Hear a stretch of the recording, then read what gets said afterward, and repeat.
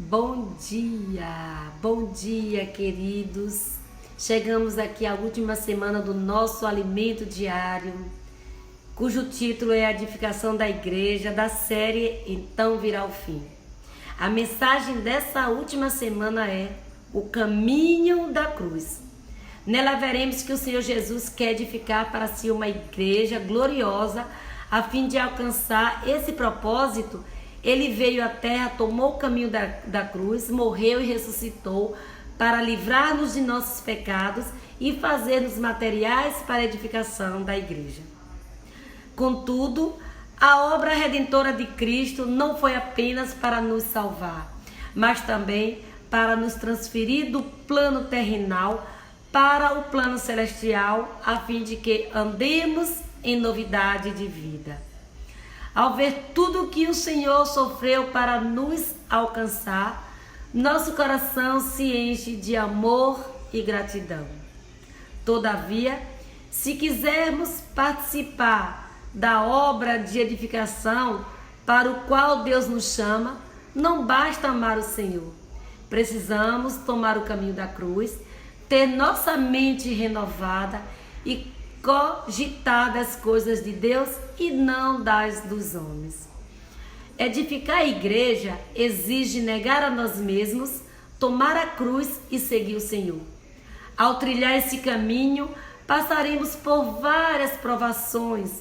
No entanto, não desanimemos, por isso resultará em algo glorioso, a salvação completa de nossa alma e a edificação da casa de Deus para seu descanso. Após a queda no jardim do Éden, o homem foi corrompido pelo pecado e se desconectou de Deus, passando a viver sob o domínio de Satanás. Vendo a situação lamentável em que o homem vivia, Deus enviou Jesus para salvar o povo dos pecados deles.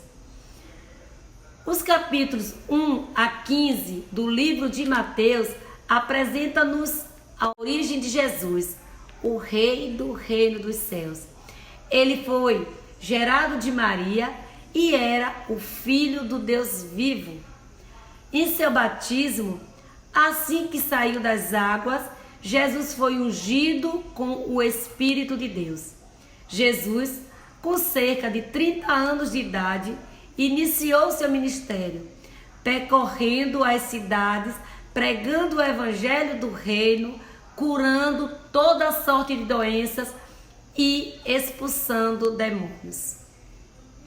Ele sofreu oposição dos líderes religiosos, chegando até mesmo a ser questionado por João Batista se era de fato o Cristo. O Senhor passou por tudo isso com o intuito de resgatar o homem do caos, trazendo-o à esfera do governo celestial. A edificação da igreja se deu a partir do capítulo 16 do Evangelho de Mateus. Há uma mudança de perspectiva. Jesus, o ungido de Deus, passa a revelar o que está em seu coração.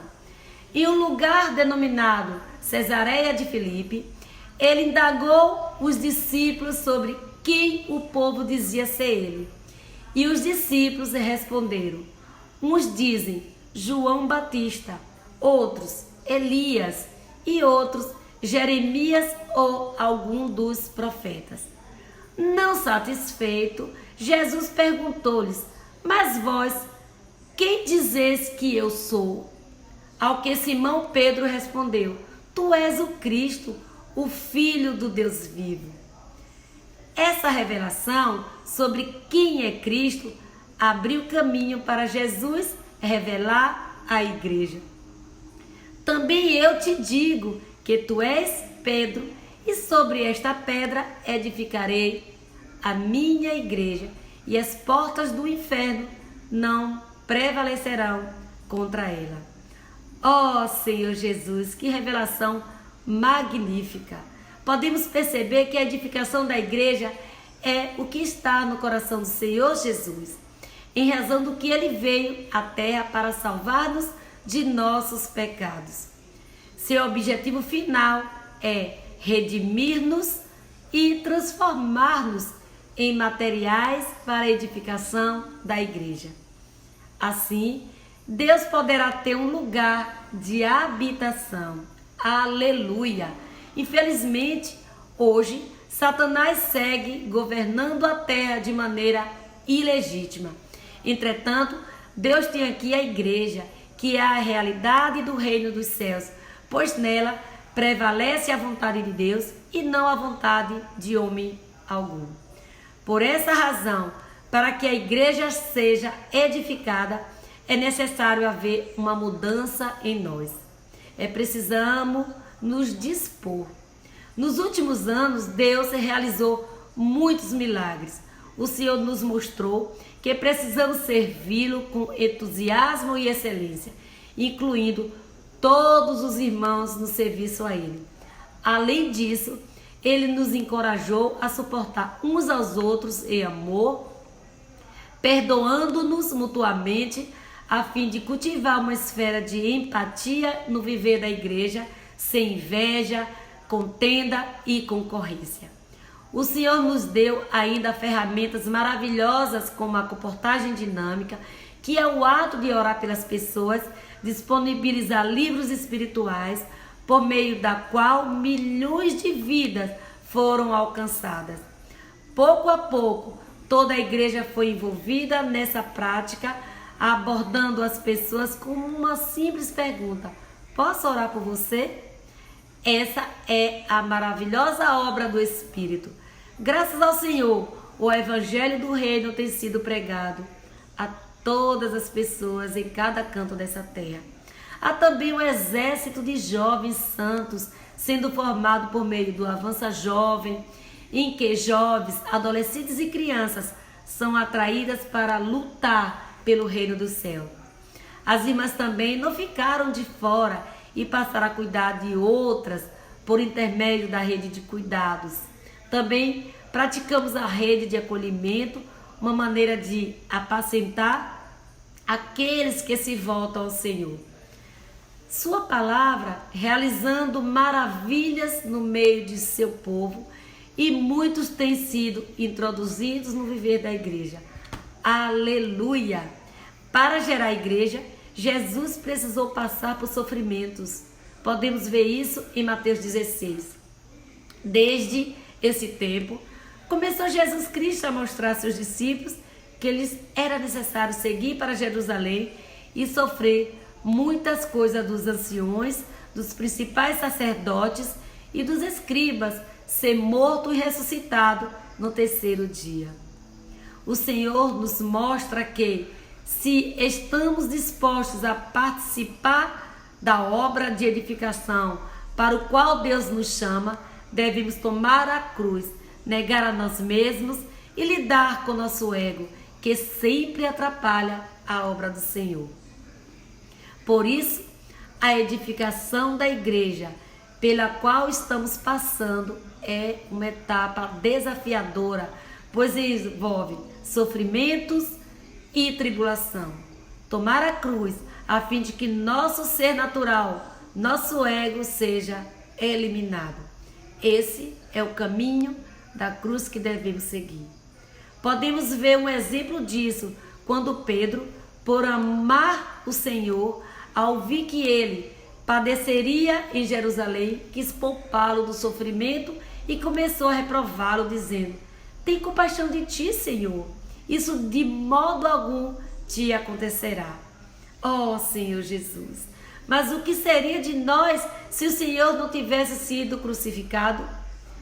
Percebemos então que Pedro ainda tinha uma percepção terrena daquela situação. Conosco, meus amados, não é diferente.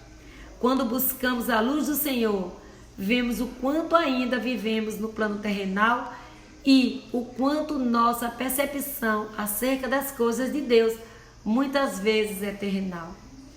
Que tenhamos, portanto, a mente renovada e sejamos transferidos para o plano celestial a fim de edificar a igreja. Amados, gostaria de deixar aqui uma pergunta. Qual é o objetivo de Deus a nos salvar de nossos pecados? Ó Senhor Jesus, gostaria de orar, terminar essa mensagem orando por você. Querido Deus, te apresento nessa manhã, Senhor, cada ouvinte que nesse momento está aqui, Senhor, ouvindo essa mensagem. Ó Senhor Jesus, muitas vezes nós não queremos tomar o caminho da cruz, porque queremos nos achegar de modo tão fácil, de modo terrenal, ó Senhor Jesus. Mas nesse momento, Senhor, com as tuas palavras, nós vimos, Senhor, que te seguir, muitas vezes nós temos que deixar a nossa vida da alma, que muitas vezes é tão forte, Senhor. Mas nesse momento nós queremos, Senhor, tomar a cruz e te seguir. Abandonar nossos velhos hábitos, os nossos costumes, Senhor, que nos impedem muitas vezes de ter uma comunhão contigo. Ó Senhor Jesus, Senhor, nos ensina, Pai, ó Senhor, ter um viver de excelência que te agrada. Ó Senhor Jesus, Senhor, eu quero te apresentar, Senhor, cada irmão, cada ouvinte, Senhor, que muitas vezes se sentem fracos, que muitas vezes, Senhor, não tem força para te seguir. Por isso, Senhor, aumente a fé de cada um deles, Senhor. Ó Senhor Jesus, que o Senhor se apareça, que o Senhor possa realmente, Senhor, ser com cada um, exercitando, Senhor, cada vez mais, ó Senhor, o seu Espírito, Senhor. Ó Senhor Jesus, Senhor, abençoa, Pai, em teu nome, ó Senhor, cada ouvinte, cada irmão, Senhor Jesus. Ó Senhor Jesus, querido ouvinte, eu te abençoo em nome do Pai, em nome do Filho, em nome do Espírito. Amém. Que Deus te abençoe, queridos. Que a paz do Senhor esteja contigo e que o Senhor te guarde durante todo o seu dia. Amém.